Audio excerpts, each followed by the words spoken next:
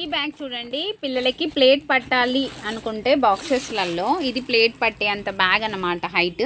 And లోపల చూసారా మనకి క్వాలిటీ కూడా చాలా బాగుంటుంది. జూట్ కాదు, అంటే మనకి క్యారీ బ్యాగ్కి జూట్ వస్తుంది కదా, అలా కాకుండా మనకి క్లాత్ అనమాట. వాష్ చేసేసుకోవచ్చు, ఏమైనా పడ్డా కూడా వాష్ చేసేసుకోవచ్చు.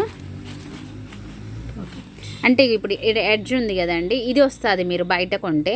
మనదైతే క్లాతే, ఇదిగోండి ఇలా క్లాత్. మనకి బేస్ ఇక్కడ ఉంది చూడండి, బేస్ ఫోల్డింగ్.